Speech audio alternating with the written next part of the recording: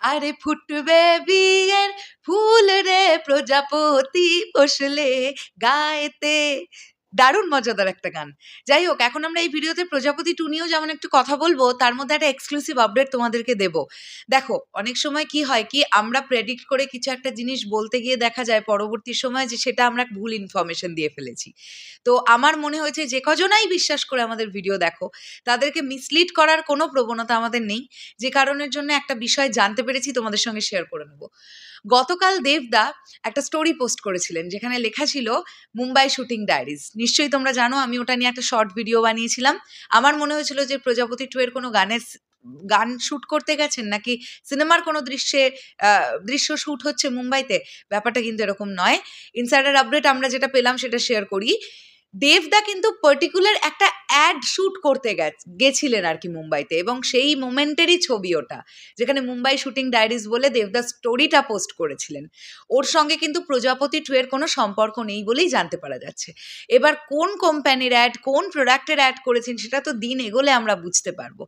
তো আমি এইটুকুনি জানতে পারলাম যে যারা আপাতত আমরা এটা ভাবছিলাম যে প্রজাপতি 2 কেন্দ্রিক কাজকর্ম মুম্বাইতে হয়েছে, মানে শুটিং কেন্দ্রিক কাজকর্ম, এটা কিন্তু নয়। হ্যাঁ, একটা অ্যাড শুট করতে দেবদা গিয়েছিলেন মুম্বাইতে। ওকে, এইবারে আমরা চলে আসি প্রজাপতি 2 নিয়ে যে বিষয়টা নিয়ে কথা বলবো। অভিজিৎ সেন ডিরেক্টর হিসেবে থাকার ফলে একটা বিরাট বড় সুযোগ বা একটা অপরচুনিটি কিন্তু এই সিনেমাগুলো পাচ্ছে, এটা মানতে হবে। সেটা হচ্ছে জি বাংলার যে রিয়েলিটি শোগুলো আছে সেখানে প্রমোশন করা। আমি দেখলাম রিসেন্টলি কিছু রিল ভিডিও ভাইরাল হয়েছে। আমি যদি ভুল না করি, জি বাংলার রান্নাঘরেও প্রজাপতি 2 টিম কিন্তু প্রমোশনে যাবে, এবং মোস্ট প্রবাবলি তাদের শ্যুট হয়ে গেছে, যেখানে জ্যোতির্ময় কুণ্ডুকে একটি রেড কালারের শাড়িতে দেখা গেল, ইধিকা পলকে একটি সাদা রঙের বা অফ হোয়াইট কালারের শাড়িতে দেখা গেল, অনুমেঘা কাহালিকে একটি রেড কালারের ফ্রক পরে দেখতে পাওয়া গেল। সবই রিলসগুলো দেখতে পাচ্ছি টলি অনলাইনের তরফ থেকে, কারণ ওরা খুবই এক্সপেন্সিভ অ্যান্ড ওরা সব জায়গায় পৌঁছে যায়, ওদের চেনটা মারাত্মক স্ট্রং। হ্যাঁ, তো সেখান থেকে দাঁড়িয়ে আমি দেখতে পেলাম বলে তোমাদের সঙ্গে এটা শেয়ার করলাম। এছাড়াও তোমাদেরকে আগে এটা জানিয়েছিলাম যে সারেগামা পায়ের তে কিন্তু একটা অংশ জুড়ে প্রজাপতি 2 টিম কিন্তু প্রমোশন করেছে। তো সারেগামা পায়ে তারা প্রমোশন করেছে, জি বাংলার রান্নাঘরে তারা প্রমোশন করছে। আমি জানি না দিদি নাম্বার 1-এও প্রমোশন হবে কিনা।